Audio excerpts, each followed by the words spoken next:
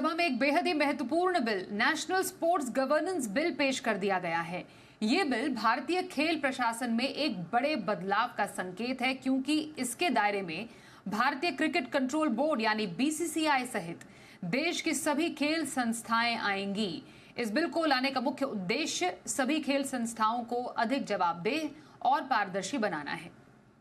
हमारे साथ अमरीश पांडे हैं, पूरी खबर पर ज्यादा अपडेट लेते हैं। अमरीश,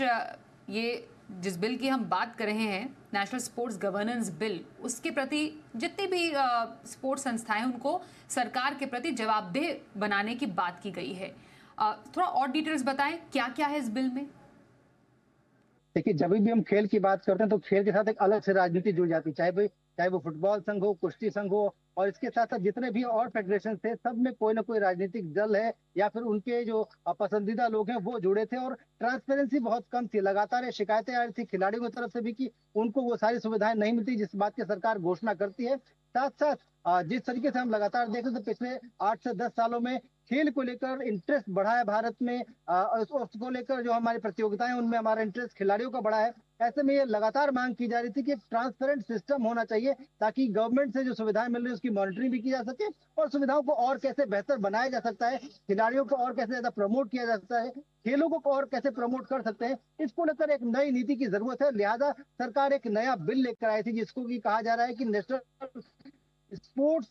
गवर्नेंस बिल है। अब अगर हम बात करें इस बिल की सबसे बड़ी खासियत की, तो सबसे बड़ी खासियत है इसमें कि एक पूरा इकोसिस्टम तैयार होगा जो कि खेल और खिलाड़ियों के आसपास होगा, जो पूरी तरीके से ट्रांसपेरेंट रहेगा, पूरे सिस्टम को ट्रांसपेरेंट करेगा। बीसीसीआई का नाम लगातार आ रहा है, वो इसलिए आ रहा है क्योंकि बीसीसीआई एक ऑटोनोमस बॉडी थी और उस पे सरकार का बहुत ज्यादा नियंत्रण नहीं था। हालांकि राजनीतिक दलों के बहुत सारे लोग बीसीसीआई में थे, लेकिन बावजूद इसके सरकार का बहुत सारा नियंत्रण उस पर नहीं था और आरटीआई के दायरे में बीसीसीआई नहीं था। अब इस बिल के बाद जब ये कानून बीसीसीआई नहीं था, अब इस बिल के बाद जब ये कानून बनेगा तो एक नेशनल स्पोर्ट्स बोर्ड बनाया जाएगा और उस बोर्ड के तहत लगभग सभी देश के जो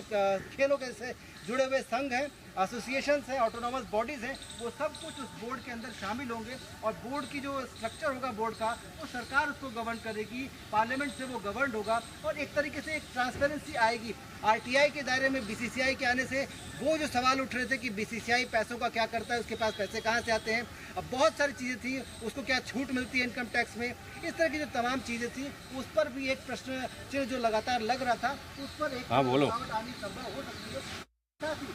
पॉलिटिसाइजेशन है वो भी रुकने की उम्मीद की जा सकती है, क्योंकि ये जो बिल है वो साफ तौर पर ये कहता है कि जो खेल महासंघ है उनमें सिर्फ और सिर्फ खिलाड़ियों की ही जरूरत होगी, खिलाड़ी ही उसका हिस्सा हो सकते हैं, खिलाड़ी ही उसको लेकर आगे बढ़ सकते हैं। तो कुल मिलाकर हम ये देख सकते हैं कि जिस तरीके से आज ये बिल पेश किया गया है, अगले कुछ दिनों में इस पर डिस्कशन होगी अगर हाउस चलता है तो, और अगर इसको दोनों सदन डिस्कशन होगी अगर हाउस चलता है तो, और अगर इसको दोनों सदन अप्रूव कर देते हैं तो ये इसी सेशन के अंत तक ये कानून बनकर आ भी जाएगा, क्योंकि सरकार इसके लिए पूरी तरह से तैयार है। और एक बार ये ट्रांसपेरेंसी आती है तो भारत की दावेदारी जो है तमाम जो विश्व प्रतियोगिता है उसके लिए वो भी बढ़ जाएगी, क्योंकि इस तरह के तमाम जो सवाल अभी तक उठ रहे थे कि सरकार या घोटाला या इस तरह के तमाम जो चीज़ें अभी तक आ रही थी, वो सब कुछ को ख़त्म करने के लिए एक बिल एक बड़ा मुद्दा रहेगा, बड़ा एक हथियार होगा सरकार के पास। और लगभग सभी संस्थाओं में जहाँ पे कि अभी तक एक प्रश्न चिन्ह लग रहा था, वहाँ पे ट्रांसपेरेंसी आ सकती है। जी स्वाति।